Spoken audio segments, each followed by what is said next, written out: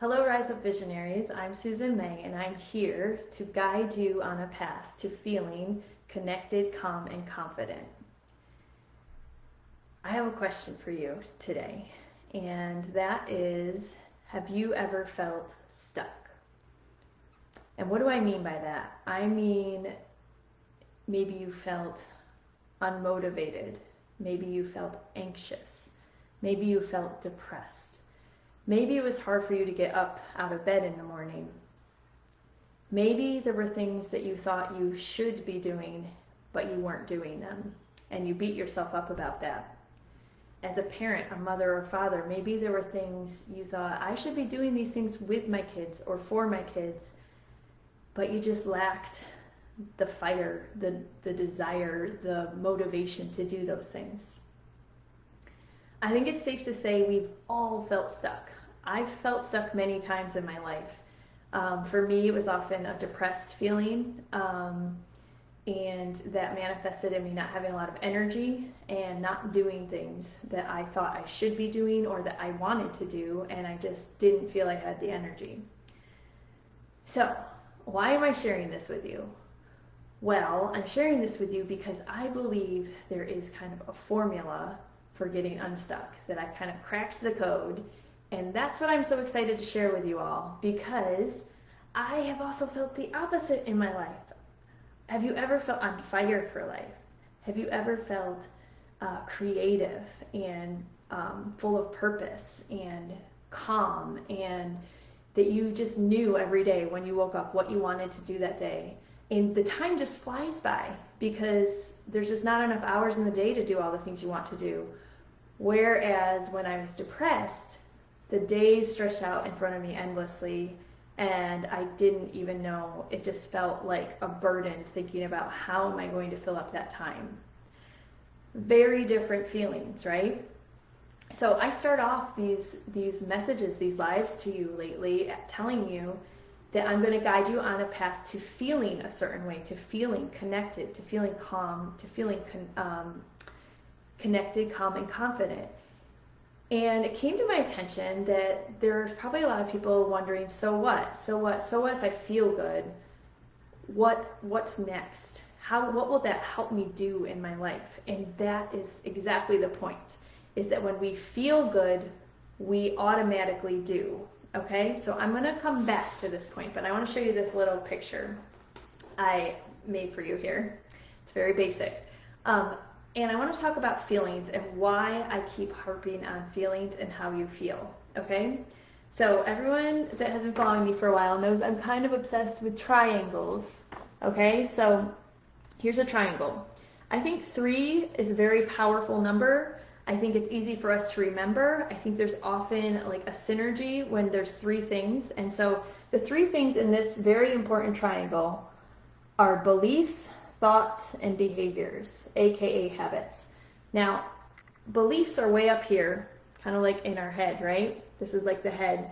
And it's also the smallest part because a lot of beliefs, we don't even know we have them. Okay, so we're least aware of that. Next below that is our thoughts. Now, some of us are really tuned into our thoughts. And I think that my crowd here, my people, we are probably more aware of our thoughts than a lot of the general population. But there can still be times when thoughts just creep in and we're not paying attention, and all of a sudden we're in a negative thought loop and we didn't even see it coming because we weren't really conscious of what those thoughts were coming up on us. And finally, our behavior, aka our habits. Behavior is the easiest of the 3 to identify because we can sit down and say, what am I doing? We could write down, at 9 a.m. I did this, at 10 a.m. I did this, at noon every day I eat lunch, okay? So, what about feelings? How do feelings tie into all this? So, I think of feelings as messengers. Whatever you're feeling is a messenger. It's trying to give you a message about your life. Maybe it's telling you something about one of your beliefs. Maybe it's telling you what you were just thinking. Oh man, I was sitting here and all of a sudden I just started thinking, gosh, what an awful mom I am. I'm not spending enough time with one of my kids, and they're they're not thriving right now, and I'm not doing the things I should be doing. And all of a sudden, these thoughts are making a whole bunch of feelings inside your body, okay?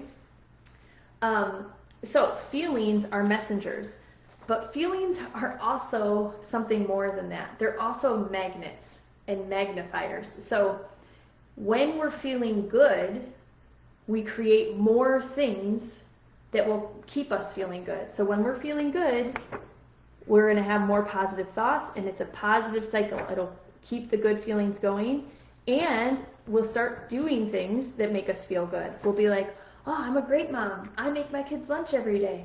Oh, I read to them at bedtime every night. And so it's really important to understand that all of these things feed each other. And that if we want to interrupt the cycle, if we're in a negative cycle where we're feeling bad things, where we're doing bad things, whatever that might be, where we're thinking negative thoughts, and it's all based on a belief that maybe we haven't examined consciously, we have to interrupt the cycle somewhere. We can interrupt it more than one way. Now, a lot of people try to interrupt it at the behavior level. If I just do the right things, I can force myself to feel the good feelings, and I can force myself to think the good thoughts. And it is possible to change things there. But there are other places that we can also interrupt the cycle. We can interrupt the cycle at the belief level and actually choose beliefs that are more empowering for us and that will lead to better thoughts, better behaviors, and better feelings. Okay, so this is why feelings are so important, because we don't always know what we're thinking. We don't always know what beliefs are driving our behavior. But if we tune into our feelings, we can be like, hey, I'm not where I want to be. That's it. If you tune into your feeling and on a regular basis, you're like, I feel stuck. I feel de-energized. I want to feel better about life. Then that's the messenger. And then we can start working backwards from there to figure out what are the behaviors I need to work on? What are the beliefs I need to change? What are the repetitive thoughts that I have that I'm not interrupting and replacing with good thoughts? Okay, so I hope this helps you understand why feelings are important. Feelings can be the thing that helps us examine the other things to make change in our life. And that's where the magic is, right? When we start changing things, when we start just realizing what our gift is to the world, what our potential is, how we can help others, you're going to start doing all those things that you think you should do. I know, because I see it in my life and I see it in other people's life. When you feel good and when you're doing things that are in alignment with your values, then all that other stuff that you feel bad about becomes easier. It becomes lighter. If this isn't clear, please ask questions, because it helps me clarify it. And this is what we are going to be discussing next week in the Get Moving Challenge. If you have not signed up yet, I'm going to drop the link in the comments. This is what it's all about. It's about getting unstuck. It's about feeling better so that we can then take action. And when I say take action, I don't mean you're doing some big thing in the world. I mean that you're taking small baby steps to make your life better, which in turn makes your family's life better, your children, your spouse, which in turn makes your community better. It really is that simple, and I believe in it very strongly. I'm really happy that you're here with me, and I'm very grateful for you. So, like I said, check it out, register, and share with all of your badass medical freedom friends.